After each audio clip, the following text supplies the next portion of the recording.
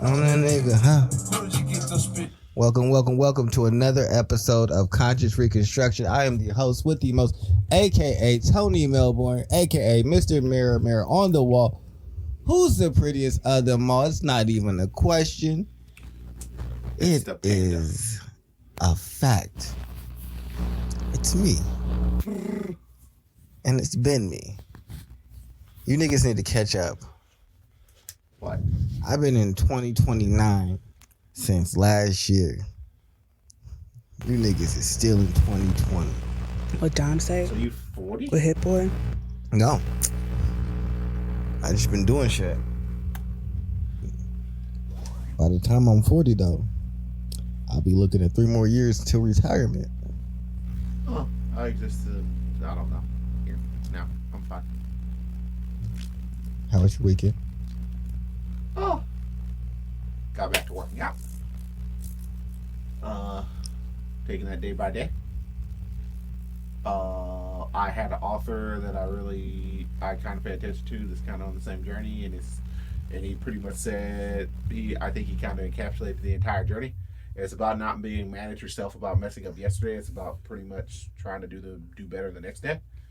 So kicking yourself that, I don't know, you ate something that you shouldn't have, or done something that you shouldn't have, or you didn't work out. Worrying about what you didn't do yesterday doesn't really do you any good today, because it's yesterday. So just do it today, and that's pretty much the outlook I'm taking. I'm gonna see if I can squeeze in a workout tomorrow, but I don't think that's necessarily gonna be possible. But Tuesday, definitely. What about you, Ash? How was your weekend? Busy. And I'm glad that at least Sunday I had some time to myself. Other than that, busy. And that's that. For the next few hours, you'll have a little time to yourself. We'll see how these weeks go. Yeah. Yeah.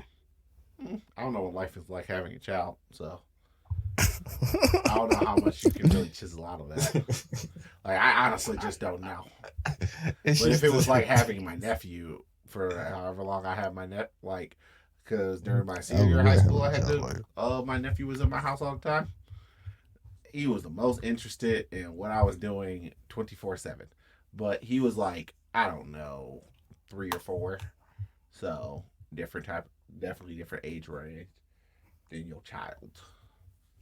No, it's not just that. It's just catching up with all the shit that I gotta pay for. It's stressful. And now I have to go figure out how I'm going to get my things paid for. So it's been a hustle. Hustle. End of the year. I guess, yeah. And also, I don't like not having money. So I have to make sure I have the monies. And me not having monies is dumb. I don't like it. Yeah, that's fair. So forgive me if I'm not in the greatest mood. Me not having money is disgusting. I hate myself. Bitch, what is this? What are we doing here? I don't like it. No. You need to focus. That's what Ash is focused on. Her bag. I don't have any fucking joy because I don't want any joy. I want money. Understand that about me? If I'm sad and you see me not talking, maybe I'm having a financial issue and I have to figure out how to fix it. Nothing else is going to bring me out of this except for casherinos. That's fair. Yeah, I'm very materialistic. Don't nobody ask me shit about, oh man, you gotta say no. Ashley is materialistic. I like materialistic things. Do not ask me about good or bad. I like really nice stuff and I like having a lot of cash. Oh, now you made me think of Melancholy Hill. Thanks a lot. Up on the... Oh, I'm sorry. Nope, I'm not doing it. I'm sorry. I'm sorry.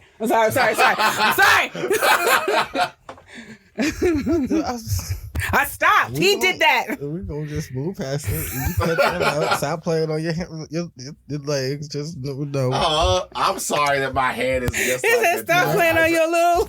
This nigga brought out the fucking air piano. Y'all not about to play. Y'all not about to do this jukebox bullshit, are you? No. We about to do karaoke. What we're about to do is talk about male depression. Yes, we what? I hate y'all so much all the time. I'm sorry. It's like once a month. It's like once a month with y'all. You stayed it off for a very long time. Yeah. I would stop. He would say hella tracks, and I would just be like, well, I'm gonna look over here. Yeah, because cut that shit the fuck out. What is up with y'all? Why don't you enjoy our happiness? Why you deny us this? I think that y'all should do that together away from me. You want to do a karaoke night? It may be fun, actually. Yeah. Oh, shit. Yeah, do that. You're not doing that? Yep. Y'all do karaoke. See, I would do karaoke. Leave us alone. But this ain't karaoke night. This is every night's karaoke night. No. He hit you with that Jamaican note. He hit you with that island note. No. You can go there, hear like the same 5 songs over and over again. It's just like you go hear some Taylor Swift. You go hear Single Ladies. You go hear just karaoke Supernova. At Quaker Steak and Lube? We had a Quaker Steak and Lube beside the basement of our thing, along with. What is your thing, nigga? What? Well, you can't describe something like that on the show. Inside of the Rathskeller. The Rathskeller is was actually a kind of important stage in Ohio back when Ohio rock scene was fairly large. So people used to come down there. Apparently, they used to serve. Well, they do serve beer down there still. But they used to serve alcohol and other stuff on the college campus and stuff like that. And people used to come in and they used to perform at the Rathskeller. So what they did is they took that stage, they left it in there, and they turned it into a karaoke place for the college kids so people can have something to do. Okay. I don't know where you guys could go karaoke now. I can find a way. There's a technically Lakewood Tavern. You can karaoke there on I think Saturdays. Yeah, but I feel like that's a place where we go run into a bunch of old people. They do old people karaoke. No, not necessarily. No, Lakewood Tavern is a young people spot on Saturdays. Okay, it's a much more younger crowd. Like my homie who, if me, Zay, and Vern are all in the same age range, he's What kind of karaoke are we looking at? This nigga not gonna do it. You over here asking for caveats and shit. I mean, I don't know what that means. Look, you're already talking it out. Well, no, I'm just thinking about it. Because there's you gotta worry about the song selection, Ash. No, you don't. You look at a screen and then you pick a song. If you go in some place that expected Beatles, it is just I'm here. It's I got Isley Brothers. No, that's fine. It's okay, Charles. I just gotta be ready. That was the Telltale song. My bars. That was the Telltale sign, and this nigga not gonna do it, and he not gonna be. Is that a challenge? You already just be like, oh man, what you gotta do? Oh man, let me know. I take it as a challenge. All right, you throw down the gauntlet. Let me know. Let me know what I can say to not be there. All right. Nope. Now we doing it. Now you started it. No, it's happening. Don't be coming over here. It's just I'm short on money. No. I sure am. Y'all can go ahead and pay. I love that. Go ahead. No, it's not going to be... No. Yeah, whatever. Nope. No. It's all right, Charles. I know how you get down, and I love you for it. Anyway. Dr. Pepper's Lonely Heart Club Band. So, I brought up this one to continue the conversation on how don't nobody really validate male feelings. So, I was like, all right. I'm going to help y'all out. I'm going to give y'all a little bit of space and time. Because if I had to be honest, my bitterness towards all the hurt that I felt for men definitely came on that fucking episode. I look back you a little bitter ass. It's okay. It's all right. It definitely showed his ass that day. But the great thing about me is I can reflect on those times and be like, all right. I feel like that is a normal woman response, which is fair because I get that niggas, in a general sense, probably haven't been the best, right, towards like our counterparts. So then for other niggas to be like, well, we need some space to feel and shit. Like, we're just like, excuse me? Nigga, what? Huh? Who the fuck are you talking to? Feel these fisticuffs. Yeah, because like I said, like when we was talking about like, hey, if a man come out here and he a little stressed out about his job or whatever, he get fired, and you just be like, no, we're not having that. I'm like, I don't get it. I would cry, and y'all be like, that's okay for you, but for him, it's not. And then I realized y'all probably saw that more as whining more than like a for real like emotional breakdown. Well, it's not like it's not like not having a problem isn't an issue. A job isn't an issue, but the thing is, it's solvable. No. My issue is go cry to your lady. Mm-hmm. It's for me, the lady, like my random female friend crying to me is weird to me. I get that you broke down and you started crying. All right, well, we're here now.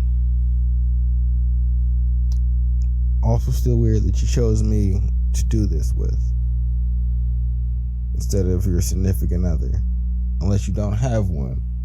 And then that kind of answers itself. And then I somehow occupy this like more important space in your life. But then I think I would recognize that already, that I'm kind of like in an elevated position where I'm like more of like a advice giver, like advisor type of friend role.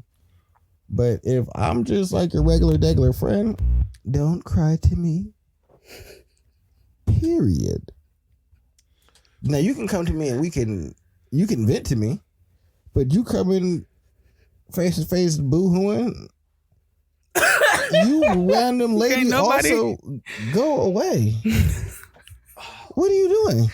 You're not about to emotional dump on me. This inherently lies the problem. I guess maybe random, but I don't know. This tough shit that y'all be doing, I get that it might be programmed into y'all, but that might be a little bit of a barrier sometimes when we just be like, okay, well, can you take it? And I'm not saying this is an excuse. I'm just saying in my head, that tough shit sometimes don't really.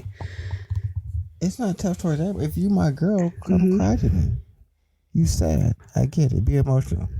I just don't have any emotional investment in you random friend in that capacity that you should just be crying to me. But if you need advice, come to me for advice.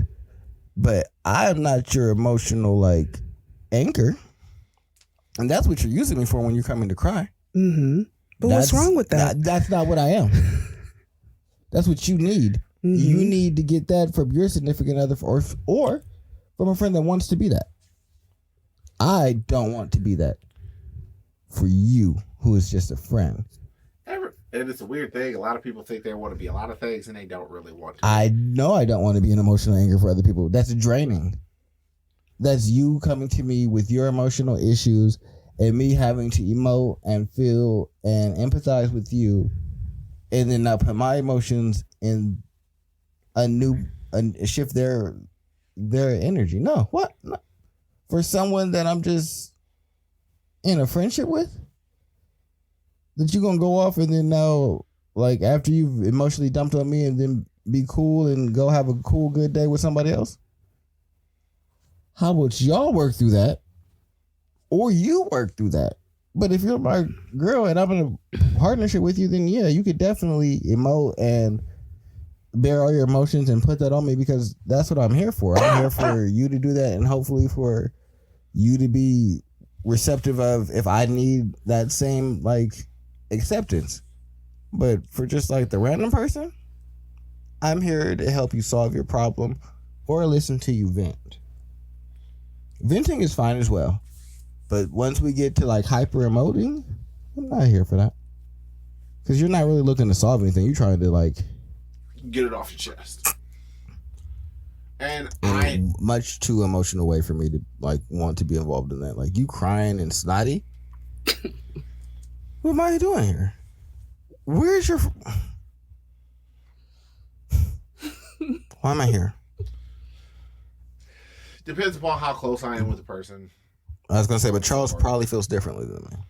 Depending upon who I am, like if it's a cousin, so close family. That's different. But they're still women. So I'm saying, depending upon the circumstance. That's why I highlighted like friend. So if I'm dealing with family, girlfriend, fiance, so on and so forth, cool. Close friend, also cool. Like medium range, medium range to distant friend, probably not close enough to you to really even one understand what you need and two be that person for you, because part of it I think is kind of the connection. But the thing is, I can only do that as an introvert. I can only do that for so many people. Like, I'll get wrung out doing this for other people, and then somebody has to do that for me. But I'm literally just going to be complaining about me listening to other people's problems, which seems like it's just kicking the can down the road. Yeah. Ultimately. Yeah, so for me, that's why I'm like, I'm not trying to engage in that type of like emotional exchange unless you're really my significant other. Now, I have no problem expressing myself, talking about like, oh shit, y'all know it. When I'm feeling burnt out, if I'm feeling tired, I say, hey, I want y'all to know. That took a while though. I didn't feel it until then. No, I'm talking about that took a while for you to be comfortable saying that shit. Because I think for years, it was just, fuck you, fuck that, fuck you, bitch ass niggas, I'll drop you off tomorrow. And I was like, oh, okay. That had nothing to do with like me being comfortable. Had a lot to do with like y'all being dependable. Mm-hmm. I'm quick to, as quick as I am to like recognize that failure in my own life, I'm just as quick to recognize that a situation is failing as well. This is not working. So it was, if this don't gel and move the way that it should be, we should just stop it. Because continuing to force something that's not working is a bad decision. It just leads to a bunch of bitterness. Yeah, like I see too many people that feel like, hey, I made this decision, so I have to ride this decision out because I made this decision. No, I made this decision. I recognize it's a bad decision. I'm going to now make a new decision to counteract said bad decision I made in hope that this decision will put me on a better pathway. But I'm not going to keep riding the pathway that I already see as bad. That I understand. So, that's what it was more like. But then shit, if you recognize everyone that got that energy that wasn't serious fell by the wayside. That I understand. That, okay. That's how you dealt with that. For me, it was like you trying to hang out, but then also be like, fuck you and fuck that. I don't know how you was supposed to inspire like closeness with that attitude, but it didn't work in my perspective. I get that worked for people that like has been around you for years, but that didn't inspire nothing to me to be like, oh, he's a safe person to be around for real. Like I didn't do that for me. And I don't know if like I was just, I never called you out on or anything like that. I just, it was just what it was. But I don't think that would make me feel like to give you that same grace in return is what I'd be trying to think about. If someone came in the room and just started emoting and you just like, fuck that. And then be like, well, why doesn't no one listen to me? Well, I don't know if what you get out is what you get back in. I'm not going to say that, but I feel like relationships vary. Like, I don't have that many people I can emote to ad nauseum, but I don't also with the amount of guards that I have up, I just don't emote to people very commonly, period. Yeah. I will emote frustration, but I will not emote like the myriad of other things that I feel all the time, unless it's some very specific circumstances or is relevant to the current situation. Or if you are the person who trespassed against me. Right. I guess. And that's not a motive as in like, oh, I'm crying to you. No, we are done. You are never around me again. And I tend to stick to those things. I'm like that dude who was inside of the, yo, you cheated. My brother cheated on me with and stole my girlfriend and married her. Fuck him. Forever. Was it like for y'all, like, did it happen? Like, did you have a defining moment where you're like, I can't do this because the world keeps telling me no? Or is it just gradual over time? Like, oh, me showing how I truly feel is just not safe to do. Learn thing. I don't show how I truly feel to most people because of the same reason I don't want most people to like just like off the cuff emote to me. I don't think that one, it's really like your responsibility. That's true. And two, I feel like if I'm not comfortable with you, I don't know exactly how you're going to handle like what I'm giving to you. And so I generally just choose to like emote with people that I'm more comfortable with. Like, I've cried around my male friends. Like, there's the things that I've done, but it was a cry of like, hey, I'm crying, I'm frustrated, and these are the things that I'm trying to work on to get through it. Mm-hmm. I'm comfortable with that. But if you're crying for the sake of crying to have an emotional release, I don't really think that I'm the person that you should be like coming to for that. Where you should be looking towards like your partner for that. That's like y'all have that like emotional connection where this is someone that really should be like receiving that energy, and you should be receptive of theirs because they probably want to be the person that you feel comfortable doing these things with, not me. To respond to what you said, I get that it probably did not feel like, oh, he is a safe person to express like anything to other than work. What's this work about? Yeah. I wasn't necessarily looking to create a safe space for anything else outside of work because I had dealt with a lot of like not working, right, and calling it work.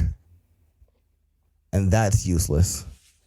That's a waste of my time. And I was like, I'm not here to do that. So if it's not going to be work, then it could be nothing, which I'm also wildly comfortable with, which I think makes other people uncomfortable because it's not a judgment on them, which I think people take it as. For me, it's more like, hey, we don't operate in a fashion that is conducive for all of us to reach our goals the way that we would like.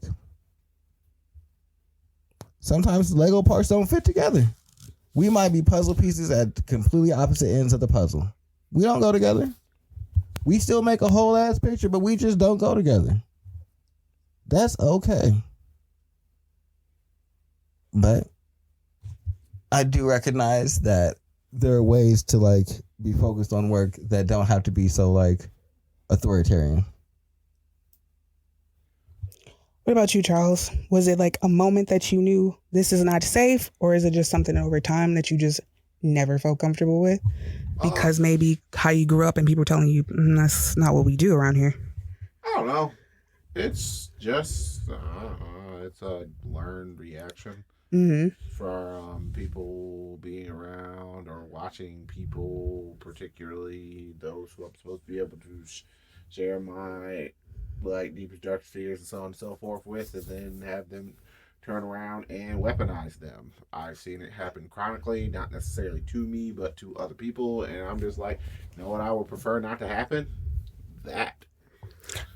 So it happens more so not just with other women. It start with like parents, right? I never really emoted to my parents. I emoted to my mother, but it's just like, I mean, when I was a kid, it was like petty bullshit for the most part. So that I'm not necessarily worried about. It's more so when things started getting a lot more serious and there are a lot more serious issues, and I need to know that I'm around someone who isn't going to weaponize or or try and use it, or like just kind of run around blabbing shit to all these other people. And I think this just like, I need to know when I tell someone that information is going to stay with them. Because in a lot of situations, like when my grandfather passed away a couple years ago now. It's been 2 years. Shit. When that happened, there was a bunch of family-ish that was happening along with that. Mm-hmm. And a lot of poppycock about forgiveness as far as I'm concerned. And it's just like, you broached us. For me, it was, inside of that situation, it's just like, y'all know what this is. They broached a certain line. This is untenable. And I came here and I talked to Tony about some things, and it's just like, that's going to stay right there. No matter how pissed he gets at me, he gonna call me a whole lot of other things, but he's not gonna use that.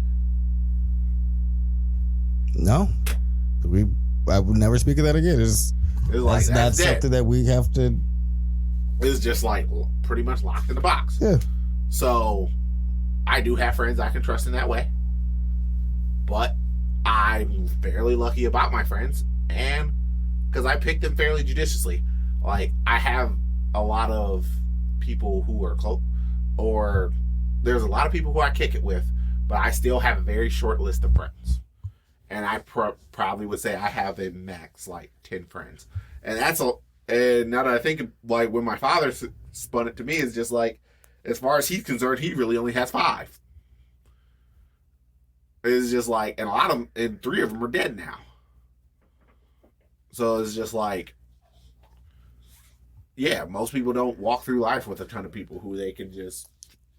I guess, I grew up with my mother allowing me to emote and be fully expressive to her, but that shaped it where I only really express to people that I'm comfortable with, which I guess why I only think that people should do that with, like, the prescribed people. I guess is probably what shaped me, where it's like, if I have like an issue with something, like, I have someone direct that I can go to that I know, like, has love, care, and understanding for me, that's gonna, like, listen and not, like, really, like, look to use this information to harm me.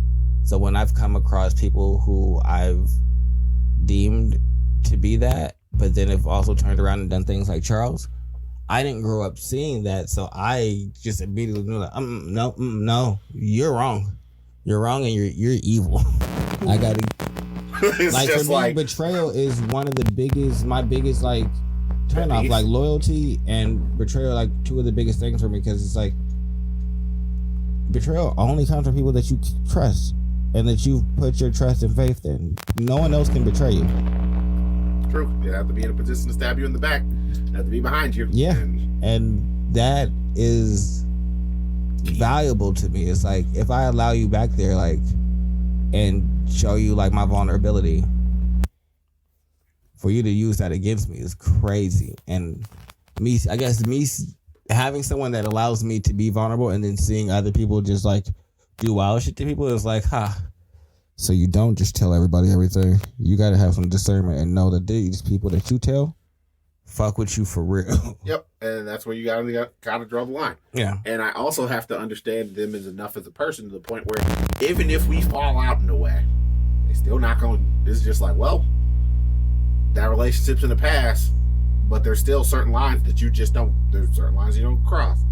And I see a lot of the times, I mean, I haven't had a girlfriend do this to me, but luckily I have been discerning enough in the women that I've chosen to be around, to the point where they wouldn't do that to me.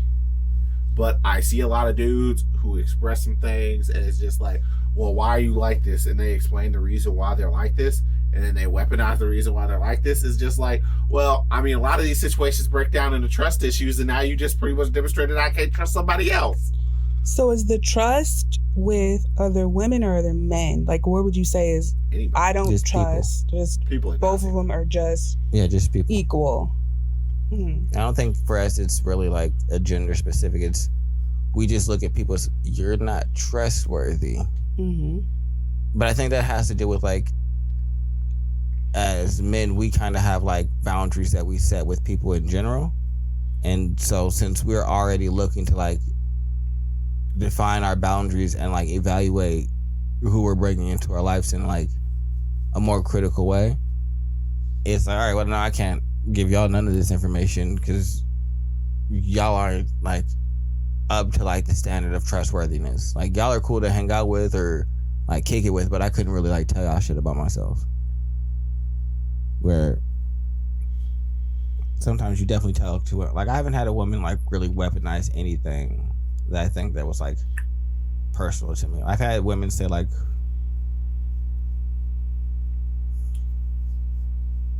I've had women say mean things, but like that doesn't really bother me. Like a mean thing is a mean thing, and even if it's like they said mean things that they thought were like targeted to be hurtful, but it wasn't like they took something that I had told them and then like reworked that into like a weapon and tried to stab me with it. It was like, hey, I know that this is important to you, so I'm going to say something negative about it. That's fine. You can do that, but you can't take my past trauma or my past vulnerabilities that I've handed you as like a safeguard and then be like, hey, watch these things that I throw on the ground and stab you with the pieces. Whoa. That's wild to me. And so like I haven't really experienced that, but I have seen people like go through that, and it's like, is that like primarily what women do, or have men done that to you before too? Well, like I said, I haven't really experienced it happen to me. I've seen men and women. I have seen more so women do it, but also I've also seen men do it to women. So I'm not saying that this only happens in one position or another. Like it's not impossible for men to do it, but I also wouldn't surround myself with men who would do it. But it seen it more so with women. Yeah, I mean, getting a get back, so to speak. Because I mean, I feel like women are more apt to. I mean, women are more likely to do more so emotional and like they're just more prone to emotional manipulation and things of that nature because I feel like they're also probably more susceptible to that. Whereas a dude will just probably try. Like if we get to that point, we probably gonna end up just physically fighting before we actually get to the point where we gonna throw around some stuff like that. Yeah, like if I get mad enough, like I'm gonna just hit Charles. Like I'm not gonna look for like something like emotionally to like cut Charles down. I'm gonna put my hands on him. But I think that I see it. I would say I see it more in relationships, not necessarily in like friendships. Yeah. Except for when it's like women on women friendships. Y'all get real nasty about secrets that y'all know about each other, and like. When y'all friendships are falling apart and y'all decided that y'all are about to be cutting, y'all get to, well, bitch, this is why. And I'm like, oh. So everything you know about her is just open and you just broadcast that now. All right, well, y'all don't have doing this on some of the most public of fashions. Yeah. That's just so rude. So that's when I see women do it the most. But like inside of relationships, I see it equally in like men and women. It's like they definitely, like I see men definitely, I see women use men's like emotional vulnerabilities in a way to try and hurt them, and I see men kind of like use women's like past like insecurities and like potential abuse that they face, verbal, mental, emotional, as like anchors to like use and put against them, basically. And so I see it like they use different things, but it's still like using somebody's past against them. So I see it in both, and it's generally like in like a manipulative fashion where it's like done out of like I want to hurt and or control what this person is doing. It's done out of malice. Yeah. And so usually I see it in women like trying to like feel like, oh, he hurt me, so I'm going to hurt him back. And then men, I see it as I want to like manipulate her in a way, but still malicious with intent. So like, I don't think that either one is like better than the other. So I don't really feel like I don't really have too many examples of like that happening to me, but I've definitely seen like that happen to people, which has always been like, all right, I gotta go. Like, I felt like one of my uncles was in that situation where like his partner, and I was like, I don't like this. I hate this person. I've just seen it happen a lot with my grandparents, my maternal grandparents, what was going on, and the way they treated a lot of the people that were around them. And it's just like, man, you gaslighty, a whole bunch of other stuff. And for a very long time, it's just like, it's real rough to deal with some of that stuff, because it's just like, as my grandparents, it's just like, how do I rectify who you were with who you were to me, and possibly you being who you actually are, be actually probably somewhere in the middle of there? Like, very, because it's like, my grandmother, my maternal grandmother is a very flawed person. Love her to death. Fair way to put things. But very, very flawed. Now, I can say situationally, like, you just kind of did what you could, but there were some things that came out when my grandfather passed that I wasn't even aware of. Like, I didn't even know one of my aunts was not actually my grandfather's child at all. Apparently that was a thing. And I'm just like, excuse me? Yeah, blah, blah, blah, blah, blah, blah. Huh? I'm confused. You didn't know that? Wait. No. Is she the oldest? No, youngest. It makes it weird, don't it? No, I know exactly what happened. It's just your grandpa dealt with that. Like, what happened? Grandpa said, I'm here though. It's just like, all right. Was he out? Right? You know what? I don't need to know your family history, because now I don't know my family history particularly well. I was just like, so it's not like I can fully inform you. I was just like, well, was he at least doing his own thing, and this happened to be like when they was like a break? Because like they were divorced, they were split up at one point in time. Okay, well that's fair. Well, maybe they're in. Maybe, I don't know. See, that's the one thing that I just don't like about women. What? They always be like, we can do what a man can do. Yes, y'all can. But I can go and lay down every single place. You know what I'm not bringing back to our house? A Bobby. But you could bring a whole new baby mama back to the house and a kid. Like, who is this? You brought baby father and baby. I mean, that's still two. That was that I don't get. You got to redo that. Start over from the beginning. Math is You know still what the I don't same, like? Tony. No. You know what I don't like about women? Let's start from there. That you can come with a baby. That I can come with a baby. Mm-hmm. Okay, that's you're what coming back to the household. Like, let's say we split and we're separated for a while, and then we decide that we want to reconcile. You are now a completely new situation. Oh, I feel like that's a part of the reconciliation. If that's a conversation that this happens. Not if that's not how it ended. Not if that's not how we split. Oh, so that means you're just upset that you're not coming back to the exact same situations that you left? Yeah, that's not what's happening anymore. What we're doing is now there's this situation and a whole new third party that's involved. And a child that I'm stewarding now. I mean, you should steward the ones that you have. I am stewarding the ones that I had, but I also have to steward this new one that I had no parts in making. Well, if you lay down someplace else and you have a kid with another woman, you should steward that child. I am. You know what? What doesn't happen though? What? They live with you? 90% of the time, it does not live with me. So, you know what generally doesn't happen? Household dynamics don't change. What the fuck, nigga?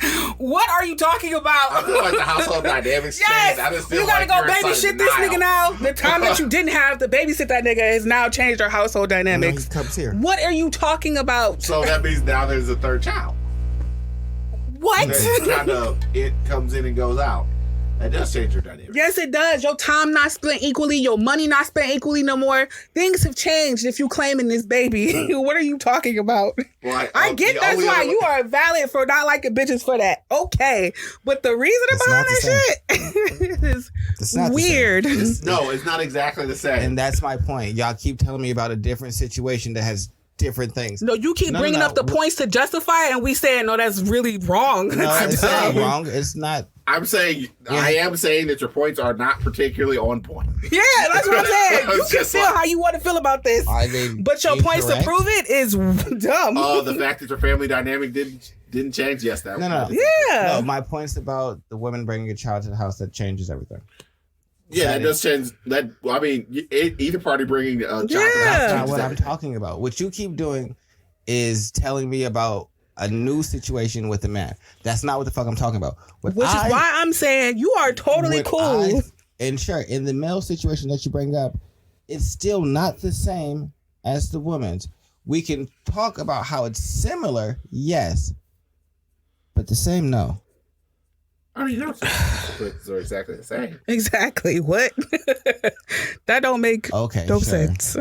It's just like that. Sure, we can go to that as well. No two situations are the same, but if we're going to speak on a general scope, baby daddy situations and a woman who has a child are wildly different. Let's go to people who date. When you're dating a woman with a child, have to consider that child. Have to consider her time with them because she's probably the primary caregiver. Yeah. There's a lot more to consider. Generally, a woman might not even know if a nigga has a child unless she asks. Because he's not the primary caregiver. So the way that they can operate is different. The way that his time is divvied out is different because somebody else has the main responsibility of stewarding this little motherfucker. So that's what I'm saying. That is different. Sure, there are similarities. Or we can go real nuanced and say every situation is different because yes, that is true as well. It's just like, yes, if you are dating someone. But the reason I don't like this is because there is a litany more responsibility on the woman when she comes back with a child that isn't necessarily on the man. And that's not necessarily something I'm saying is correct or how it should be, but that is the way society is set up, and I'm just operating in reality, not no motherfucking make-believe. I get that, but that's also going back to something, not starting on something fresh new. Because you could be like, no, I'm not dealing with that. And then go on about your merry way. To go back into something, and neither one of y'all just decide, hey, I had a baby while we were gone. It's different now. But you walking into something like, oh, that's a very different situation. You being going, okay, I could just not deal with that, and I could walk away. Either but individual. You coming back? Okay, you dealing with this now? What the fuck? I wasn't saying that I was coming back. I'm saying that's why I dislike those situations because if we were working on coming back, and then now you're like, well, actually, I'm pregnant. Now I have to rework. I'm not coming back. Yeah, you can say that. Go. I'm not. Well, I mean, there's a lot of conversations that we have there. What are you planning on actually doing with the child? On having the child? Yeah. If the answer is yes, which in most African American situations, the answer is yes. All right, cool. You want to give it up for adoption? The answer probably there is no. So, or giving the dad primary custody. For how much? If you are the woman, you are more likely going to be the primary caregiver. So how much is the father actually going to be involved inside of his life? Are we in a situation where we just be like, I end up adopting the child and we treat this child as if it is mine? Or is this dude going to be popping up and fucking around and messing around with my life?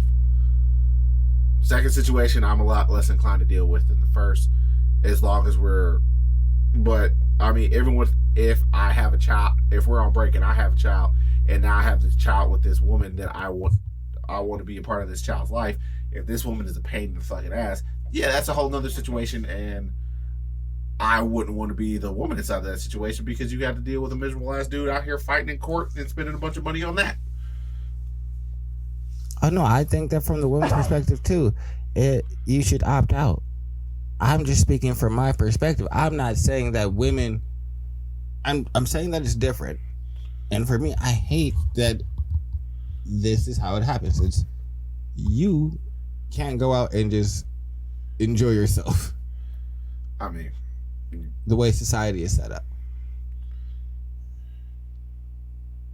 men have much less culpability in raising a child than a woman. Yes. Yeah, it's about 75-25. Don't think that that's correct, but if that's the way that they're going to continue to push and make things, then that just skews the way that you evaluate who has a child on you while it's a break. I don't know what he said, but yeah, like if it's a break, it's like you came back with something. Oh, I hate the term break because it is I hate breaks, like people talking about breaks, period, because it is such a variable state of being. Or separation. I mean, which is basically a break. No, it's like either we are together or we are not together. I'm not going to use the term. We need to go on a break. So what does that mean? Are we just kind of like chilling out, not dating anybody? We're just going out, or are we going out and we're doing our own thing and we're dating other people? Like I feel like those terms. What's the point of being written separated? Terms. Stopping? We are no longer together. We are no longer a singular entity. Yeah, I think when people go on breaks, they, we're still together, but whatever. Well, I guess so. If you're separated, yeah, but not divorced. Are you talking about in a marriage? Yeah. Okay, I'm talking about casual relationships. No, I'm talking about in a marriage. Like, what the fuck is the point of separation? Sound like a break. Separation means we are no longer together, but we are still legally an entity. married. Yeah. Because we don't want to get divorced. Because we haven't actually gone through the process of being divorced.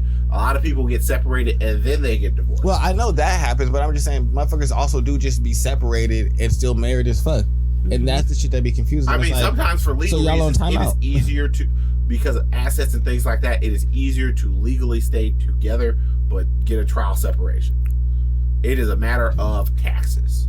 Yeah, what you want to pay and how much you're willing to pay for. Well, because honestly, I mean, sometimes people don't have the money to be divorced. Getting divorced is a lot more expensive than getting married. That's true. Which seems oxymoronic to me, but no, you just need a piece of paper. The stuff. You gotta pay people to divvy up your stuff, which is pretty wild. It's just like, unless you go through a pretty paid fee divorce and you have two people who are fairly reasonable about these things, which rarely happens in divorce. It's just like one person is hanging on for all they're worth, like trying to fight. Did you get stuff, Ash? Oh shit! I wanted to be unmarried. Oh, you should have fought and got everything. Fuck him. I wanted to be unmarried. What you even got? There was nothing. Exactly. It's just like, I didn't have anything to divvy up. If he asked for it, which he couldn't, he could have it. I wanted to be unmarried, and I got my unmarriedness. She said, I want my child. I do not want this anymore. Please and I got be away done. from you. What do you need? You can have it. I have no fucking pride about what it is that you got. I can get it myself. Leave me alone. And also, based on who you are, you probably gonna mess it up anyway. Yeah, like that's why I ain't got no problem signing like prenups, because I'm like, I wasn't really here for your shit if that's what you want. And then wouldn't it be better for like a guy to feel like, well, I have something to fall back on and I can really like focus on my love for her, not wondering about divorce all the time and this bitch could take everything. Wouldn't that just make it a little bit easier for you? But that's neither here nor there. That's everybody's personal thing. I mean, prenups scare a lot of people in a lot of ways. And I get that. I don't know why they scare people. They shouldn't. Because you don't want to think about legalities when you supposedly in love. I understand. It's just like, oh, but don't where you I've trust been. It's like, don't you trust me? It's just like, where I've been and what I've trust seen. you, but I also need legal protections because I have things that you are not a part of building and they're mine and I want them to stay mine all the time. It's just like, but it's just kind of like, I don't know. So thus, I don't know where I honestly stand on prenups. Like, the Charles in me wants it to be like, well, there's two versions of Charles inside of me. There's the, like, to be a pragmatist and to be as pragmatic and to be as logical as I am, but also have this higher aspirational part of myself is very contradictory. So the higher aspirational part of me says, I suggest want to be with her and love her unconditionally and screw this. The logical part of me says, hey, you, bitch might be a gold digger. You need to get her to sign that dotted line. Yeah, you about to leave by two things, death or dishonor. And I don't know how many motherfuckers make it to death. You know what I'm saying? Is it gonna matter? But I know people be people in between now until whenever the fuck they decide to do whatever. And it's hard to come back from a lot of fucking things. So I understand why people would think it's necessary. And if you got a lot that you feel like you're gonna lose, prenup me. Prenup me. Shit. If my wife were to come to me with a prenup, I wouldn't be upset. I would more so be upset about the terms of the prenup than anything else. It's just if I'm looking at it and if it's just covers the basic adultery and other bullshit, it's just kind of well, this functionally doesn't matter to me because I'm not gonna cheat. But if you if you divorce within 3 months, yada yada yada, so on and so forth. When you start getting all these other caveats, it's just why would we plan on being divorced a year? But you never know what might happen. Bitch, I picked you. I plan on going nowhere. See, yeah, you think it's personal thing. Logically, I could sign this with no problems because, what if we get divorced in a year? We're not gonna be. Yes. I picked you. See, you think it's a personal slight up against your character, and that's why you're upset about the prenup. Or people in general. As long as you don't say you get to skate on adultery within a year and keep all your shit, you protected yourself because you plan on doing some dirt, I'm gonna have more problems with that. It's just why are you... my prenup is wildly basic. Y'all just got these stipulations in this shit. All these prenup horror stories. If you just hit me with the basic, yo, if you do me dirty, you can't take none of my shit. No, mine's is if we leave, mine's is mine's, yours is yours, regardless of circumstance. What you came in with, you take out. And what we built together, we split it up. Reasonable. That's it. Period. Ain't no, if I cheated, you get half. If you cheated, I get half. No.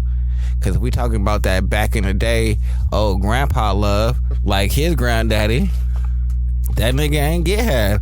He stayed and worked that shit the fuck out.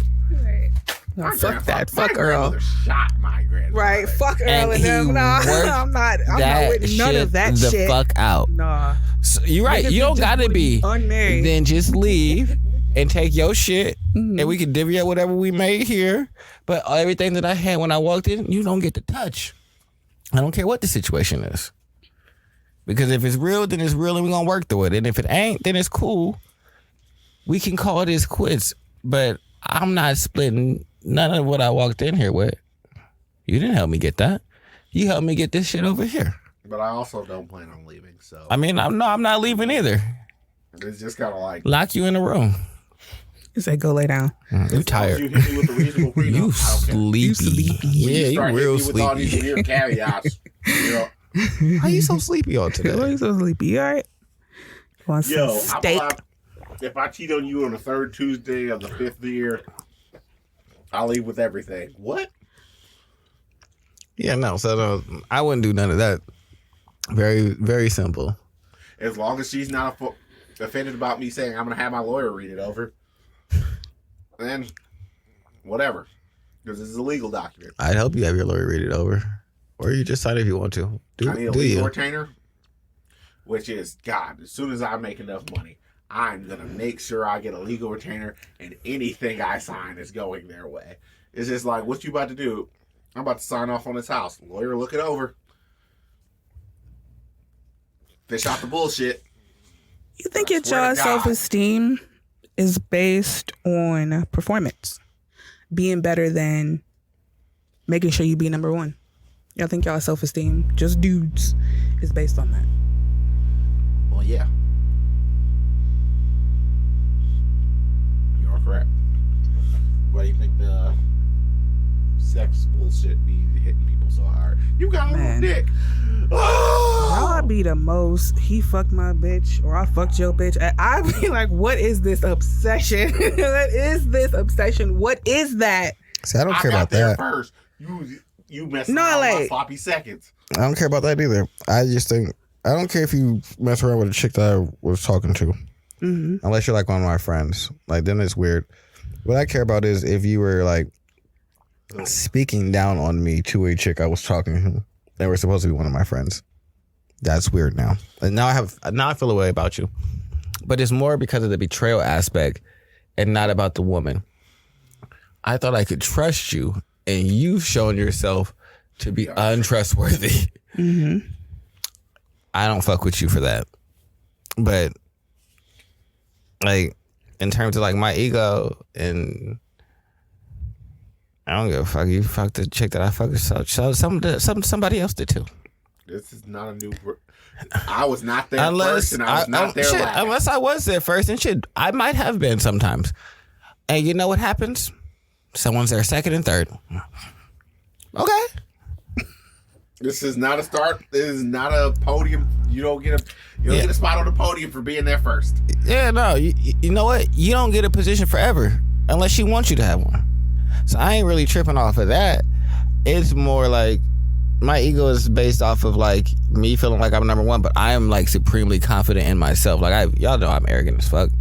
Like, so that's where my ego lies, and it's like my arrogance. Like, I don't really like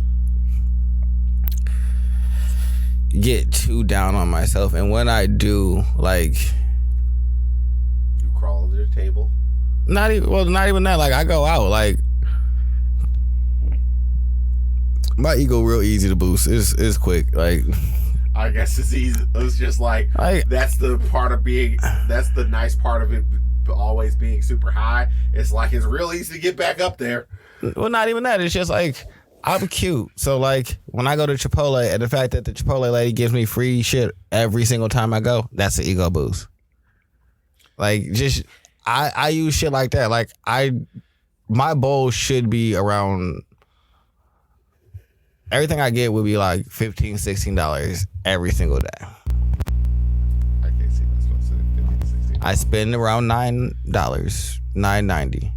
So she saved me a decent bit every trip. It's not like it's sometimes. It's not like every once in a while. It's literally every single time. Someone can tell her something and she's doing something completely different. That pumps my ego to know. And I'm like, I don't know why. And I've asked people, should I just say something to her? No. All right, bet. So I don't. Because I also think that she played for the other team. So I'm super confused about this. But I'm like, you just gorgeous, my nigga. You're right. And so that plays into my ego. So yeah, no, I would say ego and like me feeling like I'm number one definitely is a big part of my self-confidence. But I am good at like finding small victories that keep my self-confidence pretty like good in a positive space. That's the primary thing that I work out for, and a lot of other things. I just have to get my self-confidence back up. And once I get my self-confidence back up, I honestly, once your self-confidence is up and you get some armor around it, it doesn't get nicked as easy, and things just stop affecting you as much as they used to. Yes. It's just like, oh, you got rejected. I'm great. Yeah, I definitely didn't get myself. I didn't have my self-confidence while like I was in like high school. Like after I got fat, I started asking bitches. I wasn't asking to go on dates. I didn't ask to go on like another date until like I was taking a chick to school back and forth when I was driving, picking her up in the morning to take her to school. I've actually never had a woman say no to me taking her out on a date. I always shoot crazy high. She was probably like one of them ones in our school, and like older niggas was coming to pick her up after school. That's the lane that I like to compete in. So, I mean, I always go for a particular type. I tend to have particular types. Nah, it's for me. It's was very visual based in my younger days. I didn't give a fuck. I don't know nothing about you, but you got a fat ass. Hey, you light skin, fat ass, nice titty. I bet. Here I come.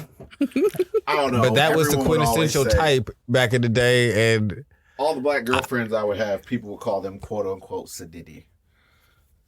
I said Diddy. Yep. Sedity. That is the adjective that the hood girls would probably describe, or my sister would describe them as. It's like, why you date the most sedity ass girls? Like, I don't know. I mean, pretty much everybody. If you're not like quote unquote super black, pretty much every single girl probably would describe them as sedity. Home Depot is what built my confidence. I guess that's the question more so. Do y'all think that's at y'all detriment? What? To always having your self-esteem be equated to being number one? Depends, Bob. I would if I thought that I needed someone else's validation for number one. Like, getting the outside validation just feels nice and it's a quick pick-me-up. But in, like, reality, like, I don't need you niggas to know that I'm number one because I've been number one since before y'all were born. So, like, most of y'all got to catch up. I guess in terms of when you don't feel it, right? And you're not allowed to feel, and then your feelings can make you feel like number two real fast if you let it, right? So you think it's a constant need to stave away all whatever that is, sadness, instead of these feelings of like grandiosity that really hold y'all back, like, to expressing or just admitting like, damn, I'm hurt or I'm angry or whatever. No, I be hurt. Mm-hmm. But it don't ever, like, me being hurt never takes away from me being number one. Like, number one get hurt, like, players fuck up. Mm-hmm. And shit goes south. Like I said, I admit my failures really quickly. Like, I'm cool with that. Like, I recognize that I don't do things in the best. I also recognize that I value things in the 25th hour a lot of the time. When it's too late and other shit is going on, I'm good for that. So and I recognize that shit. Sometimes I'm sad about the shit that I didn't care about. And I gotta just be like, all right, well, we gotta make better decisions. We gotta just, that's just sad, but we gotta just, be better. Like, at the end of the day, like, if I don't want to, like, be back in this space feeling this, what do I have to do to, like, work to not feel this again? Because ultimately I would say most things that people feel are their fault. You opened yourself up, you allowed yourself to be vulnerable, you trusted somebody, you moved in a fashion that you believe was correct that led you into this space. So if that's my general premise, then it's generally up to me to figure out how to move past that, and that's empowering. It doesn't ever feel like a defeatist statement, where I think other people might not want to think like that, because if everything comes back to them, then shit might be like too hard or too like oppressive. But for me, it's like very empowering that if everything comes back to me, then that means I have the power to change anything that I want to. And so I kind of like relish inside of that when, like, I might not be number one in a situation. I can change that though. And so that's what I like base like my feelings and like my like self-confidence, and then the ego is just like the outward facing like confidence that, like, not even bravado, because I wholeheartedly believe it when I'm saying it. It's just more of like my outward facing confidence. Like, the internal confidence isn't something that I need to really speak to you about, because it's like, it's working confidence. It's things that I'm handling and getting done and doing. Whereas this outward is just like me speaking about like more, I would say my outward confidence is me talking about the past, where my inward confidence is me focused on the present and the future. Because I'm confident and proud of things that I've already done. And I'm more like focused on like moving forward, I guess, inside of like my internal confidence, where I have to like, all right, well, how can we change things? How can we like realign and get to a space that we feel good in? So that's what makes is where my self like assuredness comes from. It's like the fact that I view things as like inside of my scope to change who I'm dealing with, how I'm dealing with somebody, the ways that I deal with people, how I communicate. Just I can do a lot for me and move from there. So yeah. All right, guys, I got a couple authors for y'all, for the listeners. Robert A. Johnson is pretty dope. Really love him. Roger Elmore has books on becoming a man and what that actually means. Robert Bly is really pretty fucking cool. Terrence Real, which I listen to a lot of his lectures, and I do have one of his books. And Douglas Gillette. Pretty awesome guys if you guys need help. Yes, the man can get. And also, go speak to somebody, because we don't want y'all sat around here anymore. It's time to deal with it and grow up. Stop being afraid of what you're feeling. Not blow up and destroy things and be self-destructive. Right. Nah, don't do that. Nah, do what Ash said the first time. Unless you don't want to. Well, like, comment, subscribe, do all the things. We love you guys. And do you love us? see you there. Goodbye. You said no.